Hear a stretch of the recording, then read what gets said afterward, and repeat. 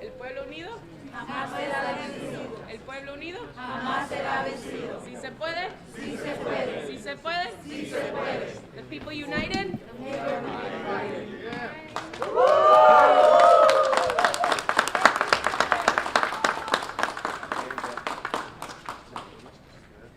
si se puede Sí se puede. si se puede Sí se puede. el pueblo unido Jamás será el vencido. pueblo unido Jamás será vencido. It's good to be home. Now we need to end the illegal abduction of Kilmar Abrego Garcia and bring him home too. We're joined by his wife, Jennifer, by his mother, Cecilia, by his brother, Cesar, and thank all of the rest of you who are joining us in solidarity with the Constitution and Kilmar. Look, I'm a little sleep deprived, and I want to be as clear as possible about what this is about and what it's not about. So I'm going to read the remarks that I wrote on the plane ride home. As the federal courts have said, we need to bring Mr. Abrego Garcia home to protect his constitutional rights to due process. And it's also important that people understand this case is not just about one man. It's about protecting the constitutional rights of everybody who resides in the United States of America. If you deny the constitutional rights of one man, you threaten the constitutional rights and due process for everyone else in America. The Fourth Circuit put it very clearly in its strong opinion yesterday, and I quote, "It is difficult in some cases to get to the very heart of the matter, but in this case, it is not hard at all. The government, in this case the Trump administration, is asserting a right to stash away residents of this country in foreign prisons without the semblance of due process that is the foundation of our constitutional order. Further, it claims, in essence, that because it has rid itself of custody, that there is nothing that can be done. This should be shocking not only to judges, but to the intuitive sense of liberty that Americans far removed from the courthouses still hold dear." They summed up the issue at stake perfectly. And that's why the Supreme Court, in a 9-0 decision, ordered the Trump administration to facilitate the return of Mr. Abrego Garcia. Now, the Trump administration wants to flat out lie about what this case is about. They want to change the subject. They want to make it about something else. And they are flouting the orders from the Federal District Court, the Fourth Circuit Court, and the Supreme Court to facilitate his return. That's why I traveled to El Salvador, leaving here on Wednesday. And I want to express my gratitude to members of my family and members of my staff who agree that we all must be prepared to take risks because of the current risk to our Constitution itself. In addition to having a variety of discussions on bilateral issues between the United States and El Salvador, I had two main goals. One was to urge the government of El Salvador not to be complicit in the illegal abduction and detention of Mr. Abrego Garcia and to release him. I made that request directly to the Vice President of El Salvador. The president was out of country at the time, and I've previously reported on that conversation. My principal mission was to meet with Kilmar Abrego Garcia. I told his wife Jennifer and his family that I would do everything in my power to make that happen. And last night, at about 6:40 p.m. El Salvador time, 8:45 p.m. here on the East Coast, I called Jennifer to tell her that I had met with Kilmar. And I told her what he said to me, which was first and foremost that he missed her and his family. And as he said that, you could see a tear go down his cheek.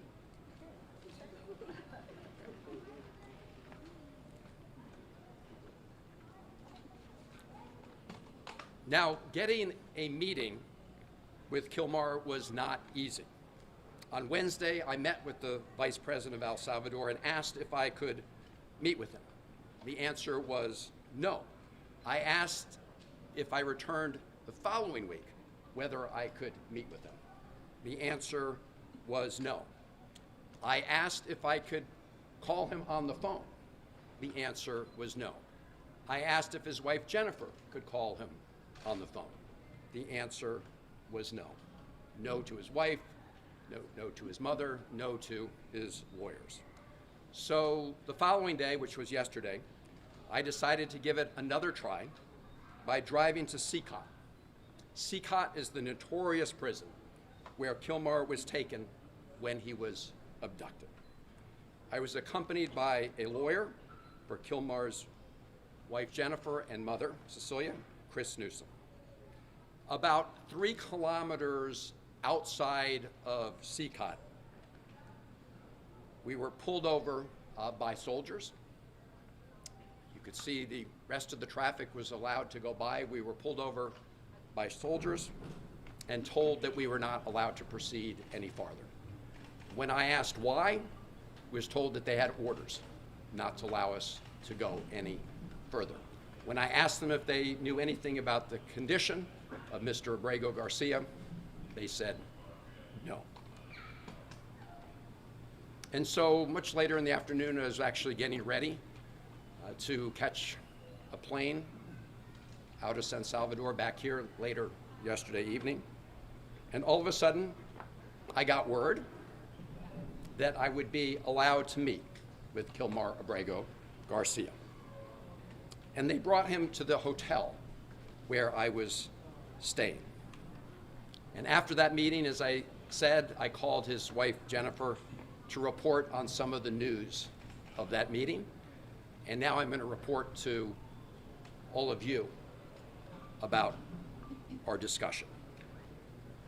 When I told him that his wife and family sent their love and were fighting for Kilmar's return home every day, he said that he was worried about all of you. That was his response. How are you dealing with this horrible ordeal and nightmare for the family? He said that thinking of you, members of his family, is what gave him the strength to persevere, to keep going day to day, even under these awful circumstances. He spoke several times about your 5-year-old son who has autism. 5-year-old son who was in the car in Maryland when Kilmar was pulled over by U.S. government agents and handcuffed. His 5-year-old son was in the car at that time. He told me that he was taken to Baltimore first. I assume that was the Baltimore Detention Center. He asked to make a phone call from there to let people know what had happened to him. But he was denied that opportunity. He said he was later taken with some others from Baltimore to a detention center in Texas. And some point thereafter, I don't know whether it was a period of hours or days, he was handcuffed, shackled, and put on a plane along with some others where they couldn't see out of the windows. There was no way to see where they were going in the plane. They didn't know for sure where they were going. They landed in El Salvador, and he was taken to Sikot prison. He was placed in a cell with, if I recall correctly, and don't hold me to it, of about 25 other prisoners at CCOT. He said he was not afraid of the other prisoners in his immediate cell, but that he was traumatized by being at CCOT and fearful of many of the prisoners in other cell blocks who called out to him and taunted him in various ways. He told me, and this was yesterday, that 8 days ago, so I guess 9 days ago from today, he was moved to another detention center in Santa Ana, where the conditions are better, but he said despite the better conditions, he still has no access to any news from the outside world and no ability to communicate with anybody in the outside world. His conversation with me was the first communication he'd had with anybody outside of prison since he was abducted. He said he felt very sad about being in a prison because he had not committed any crimes. When I asked him what was the one thing he would ask for in addition to his freedom, he said he wanted to talk to his wife, Jennifer. I told him I would work very hard to make that happen. I told him that in addition to his family, that all of you who are here today were fighting to bring him home. I told him that his brothers and sisters in his union, the sheet metal workers union, were fighting to bring him home. That brought a smile to his face. I told him that millions of Americans understand that what is happening to him is a threat to their own constitutional rights. I told him about the decisions of the federal courts, the district court, the Fourth Circuit Court, the Supreme Court. And I think that in addition to knowing that his family was fighting for him, all of that gave him strength, the fact that all of you here were fighting for him. I want to say something about the Trump administration's efforts to change the conversation about what this case is about. This case is about upholding constitutional rights for Abrego Garcia and for every American.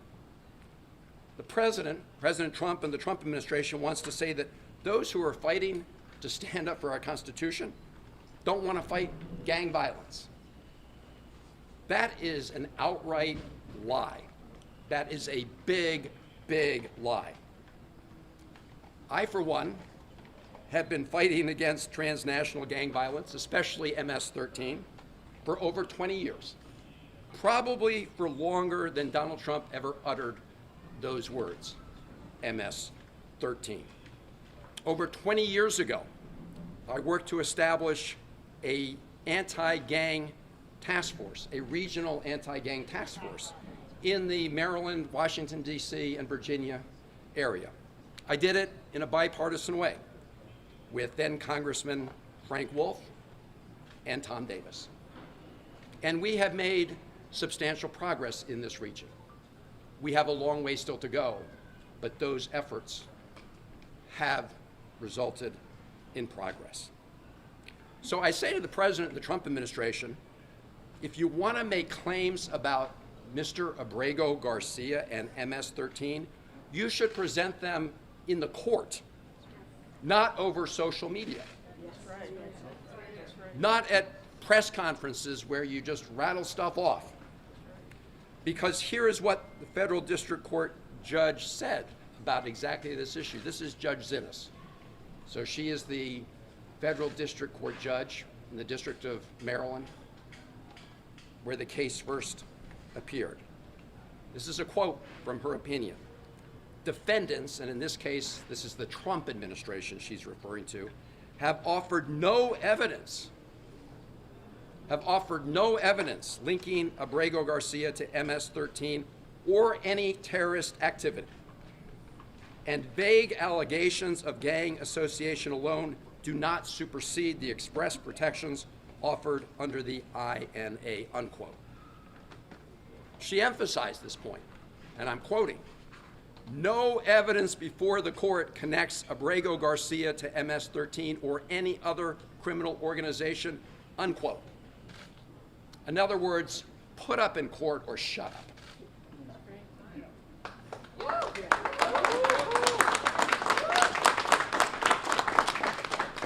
What the Trump administration did admit in court was that Kilmar Abrego Garcia has been mistakenly detained.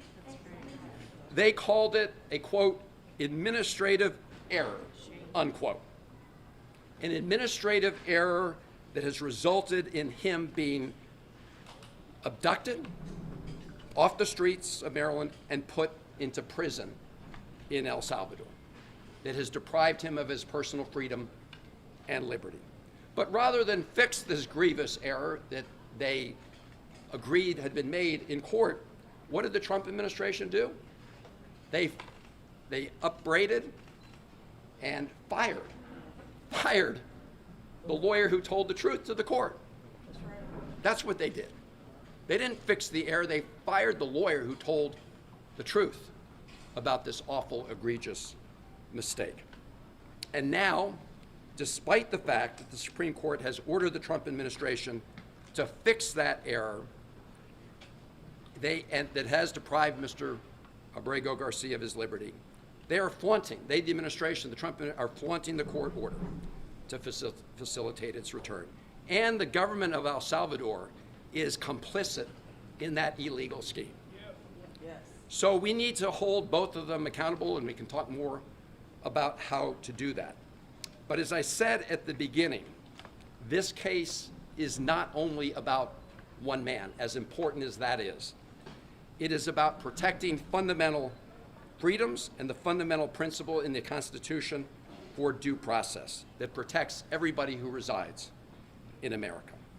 This should not be an issue for Republicans or Democrats. This is an issue for every American who cares about our Constitution, who cares about personal liberty, who cares about due process, and who cares about what makes America so different, which is adherence to all of those things. This is an American issue.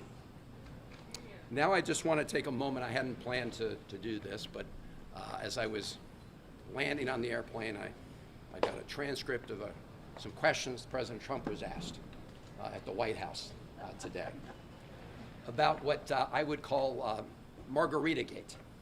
I don't know if you guys have been following this, but President Bukele, after I met with Kilmar, did this tweet showing us at a table with these two glasses. So here's what happened. When I first sat down with Kilmar, we just had glasses of water on the table. I think maybe some coffee. And as we were talking, one of the government people came over and deposited two other glasses on the table with ice, and I don't know if it was salt or sugar around the top, but they look like margaritas. And if you look at the one they put in front of Kilmar, it actually had a little less liquid than the one in front of me, to try to make it look, I assume, like he drank out of it. Let me just be very clear. Neither of us touched the drinks that were in front of us. And if you want to play a little Sherlock Holmes, I'll tell you how you can know that. So if you look at the video or the picture I sent out from the beginning of our meeting, you'll see there are no glasses on the table. So you'll see in later videos they are on the table. But they made a little mistake, for some people are very careful, right? If you sip out of one of those glasses, some of whatever it was, salt or sugar, would disappear. You would see a gap. There's no gap.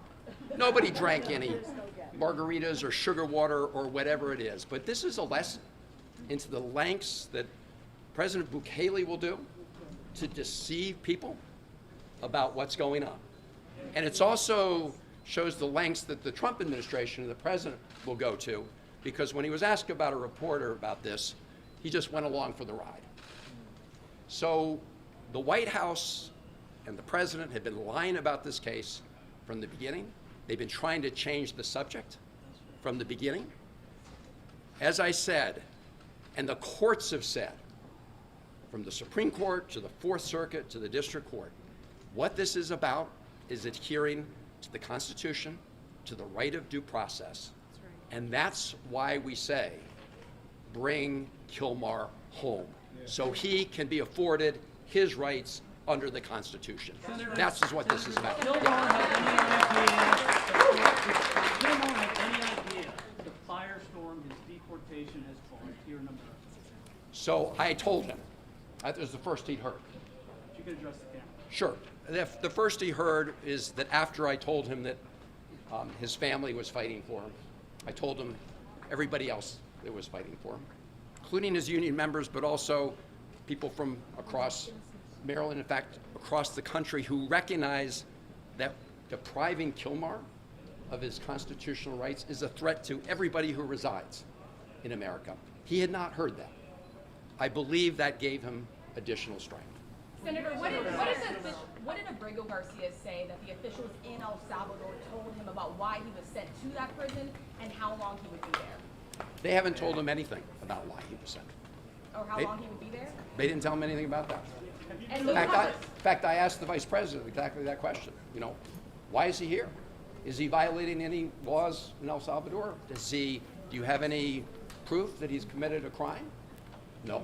Why is he here? Because the Trump administration is paying us to keep him here. did he say what he heard from other migrants that were also there that were also deported to that prison? Did what? I'm sorry. Did he say what he had heard from others who were also deported to that prison? He did not know about what was happening in the outside world.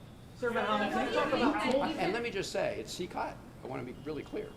At CCOT, they don't let any of the prisoners have access to the outside world. That's one of the conditions, one of the notorious parts of that prison, which, by the way, is a blatant violation of international law, as I said when I was. Amber, you're the first person that can see a person that was in Secot and that left Secot even for a few minutes. What did he say about how it is being there? Because he's the first prisoner from Secot that was outside, ever. Oh, I think I said, I mean, he said what he said was that it was his best guess that most of the cells were packed with about 100 people. I asked him why. He said when they take a roll call during the day, people have to call out their names from different cells. As I said, in his cell, I believe there were about 25 people until he was moved. But as I said, while he wasn't fearful of the other prisoners in his own cell, he was fearful about the taunts that he received from other prisoners in CCOT. Go here and then here, sorry. Okay, go What ahead. do you think you've achieved with this trip, and what next in terms of getting them actually released and sent back to the United States? Well, the first thing was to accomplish what his mother and family were really desperate to learn, which is that he's alive. I hadn't heard a thing about him. That for someone who's, he's obviously in a terrible situation. As I said, he's experienced trauma. He said he's sad every day. But I think this persistence resulted in having this chance to meet with him, to begin to get a little bit of his story. And I think it is the first step to ultimately bringing him home as the Constitution requires. Senator, Go here. Did you have a sense of his health, his well-being? Did you get any indication that he'd been used? I did not get that sense. Look, you never know, but I asked him if he was okay. He said yes. He said he has I think a blood pressure condition. He has seen a doctor. So, on a very cursory examination, he appeared okay. Now, I will say, just to be clear, there was some negotiation about the terms of this meeting, and we were kind of surrounded by video cameras. So I do want to say that that was the setting he was in. I should also just say, I mentioned the fake margarita scandal.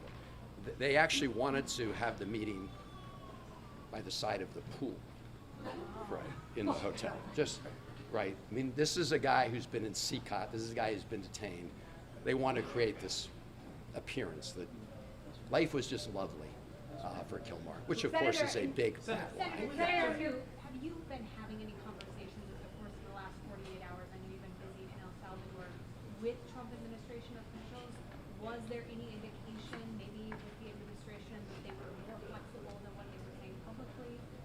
I have not. I did have a meeting with folks at the American Embassy there. And I really want to applaud them and every member of the Foreign Service and State Department in El Salvador and everywhere around the world.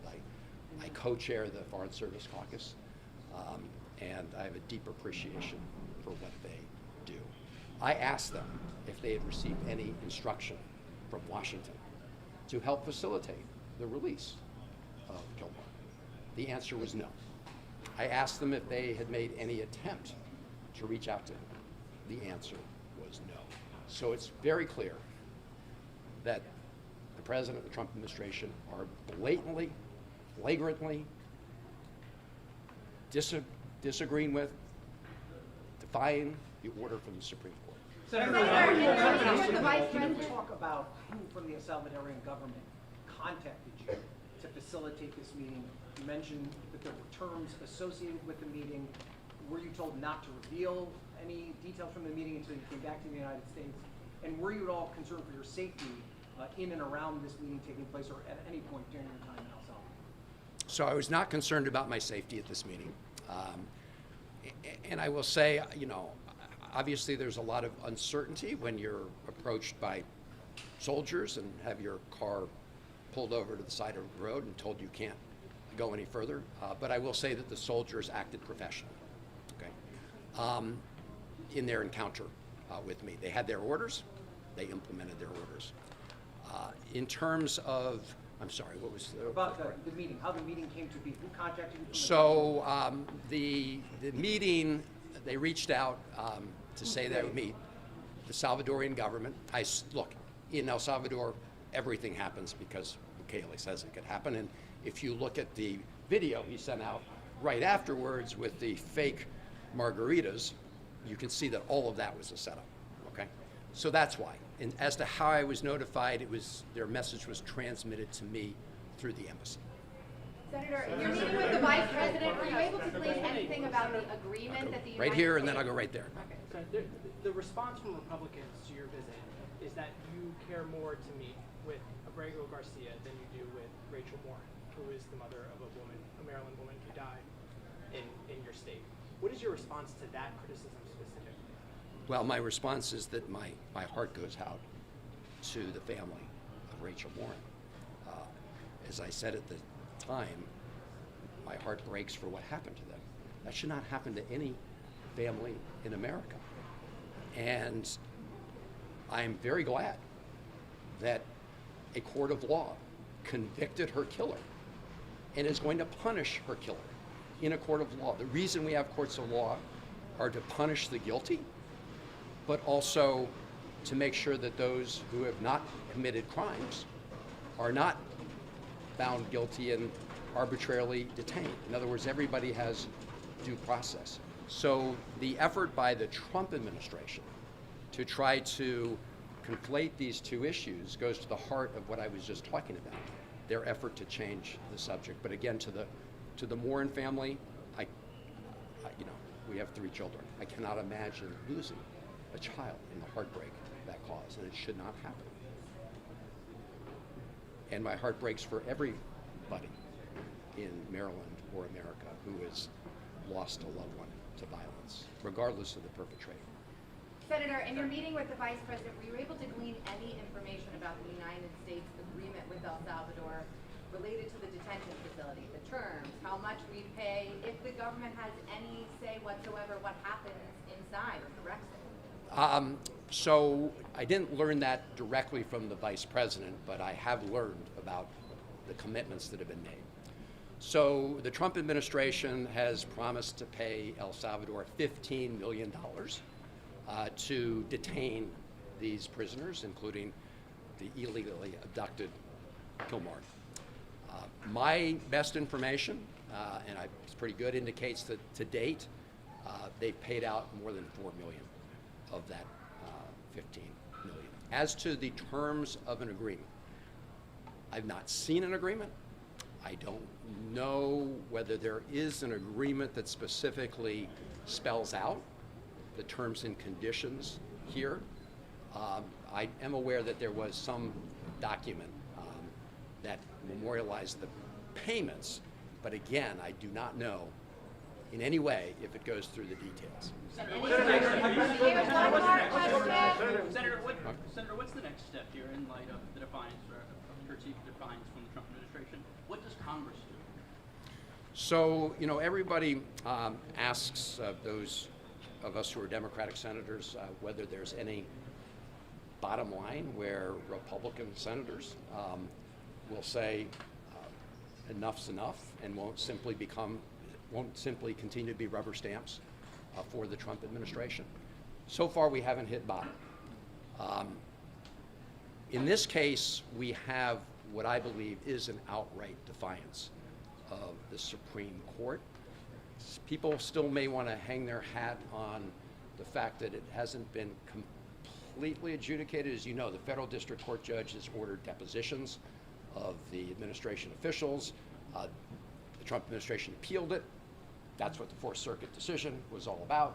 That may well go to the Supreme Court. I don't know if the Trump administration is appealing that. So the question is there any point when the president is violating the Constitution of the United States that Republicans will stand up for the Constitution rather than just continue to do the bidding of the Trump administration? Democrats are powerless. When it comes to Congress. But let me say something on that. Not totally powerless, because appropriations need to go through the Congress. And that $15 million, you can be sure we're going to be looking for where it is, because that wasn't authorized in previous appropriations. We're operating under a continuing resolution. Now, they may try to pretend they can transfer that, but there's some indication that they were planning anyway until now to make that as part of their request. And you can be sure that I won't support the use of 1 penny of taxpayer dollars to keep Abrego Garcia illegally detained in El Salvador. And so as part of that process, yes, Democrats, at least in the Senate, have some sway. Now, I want to say something about the government of El Salvador. They are making a huge mistake. You know, they want to brand themselves as a country for technology. You know, the president said, you know, Bitcoin is legal tender. But now what they're branding themselves as the place for these huge prisons where people who are illegally abducted are warehoused. That is not a good look. There are also other things Americans can do with respect to economic pressure on El Salvador. People can stop traveling there. Actually, tourism's been going up. They can stop traveling there. There may be states that decide, you know, they don't want any of their pension funds invested in companies that invest in a place like El Salvador. So there are many things that can be done, and I just urge the president of El Salvador, the vice president of El Salvador, to rethink whether they want to become the place that just gets paid off for being complicit in this illegal scheme. Senator, what's your colleague advocate your party leadership for Democratic colleagues plan to go down? Okay, we'll do. What do you hope We'll do two more. We'll do two more right here. Senator, why did the Salvadoran government reverse itself on allowing you to meet with Mr. Abrego Garcia after telling you no? And also, do you have a sense of why the government transferred Mr. Abrego Garcia from CCOT to this other prison in Santa Ana? Yeah. Well, I think the reason they relented is pretty clear. They were feeling the pressure. I mean, They were feeling the pressure because while I was in El Salvador, we had 2 major press conferences that included the local press who reported on this. And I think that they decided that it was not a good look to continue to detain Abrego Garcia without anybody having access to him. There's no other explanation for the fact that they said no, and then prevented us from going to the prison. So that's why. I'm sorry, what was the second part of your question? The second part, why and welcome home. Why did they transfer him from CCOT to the other prisons? Oh, well, I mean, number one, I will say, my main request was to meet with him. And as I said, he's no longer at CCOT. So he's at a different prison, which is pretty far outside of San Salvador. But in addition to that, I didn't even know that. I mean, so as we all thought he was at CCOT. I mean, until I met with him, thought it was, that's why I tried to go to CCOT. So I think that's why they brought him. He wasn't brought him to see me. Senator, what actions do you advocate your party taking to prevent future deportations like this? Do you think that the White House was involved at all in facilitating this meeting? Do you think that I do the not. administration- I do not. Do you think I have no basis for that. Have you spoken to any of your colleagues who say that they plan to go down now that the president has seemed to shut the door? He lets you meet with him, but he said he's going back to detention and will not return. Have you spoken to them, and what do they hope to accomplish going forward? So I've told the Vice President of El Salvador that I may be the first senator or member of Congress to be in El Salvador, to come down to El Salvador, but I won't be the last. There are others coming. I've got to give them a call after this meeting to brief them on my trip. But this goes back to the fact that, you know, El Salvador is making a big mistake. President El Salvador is making a big mistake in being complicit in this illegal scheme. How long did you meet for? How long did you sit down? We met for over half an hour. There was no. Senator, what else can your Democratic colleagues do to prevent future illegal deportations like this? You mentioned the International Covenant on Civil and last Political one, yeah. Rights. Yes. Do you think that, and El Salvador is a party to that, do you think that you're mentioning that as part of what facilitated? I think it could have been a factor because they are in blatant violation of that requirement, that international law requirement. Not only in this case, but actually in all of these cases, because I said the policy at that prison, CCOT, is to have no communication, not with your lawyer, not with your family, with nobody. That is a violation of international law. And as I mentioned, El Salvador is a signatory to that. Thank you all very much for being here. And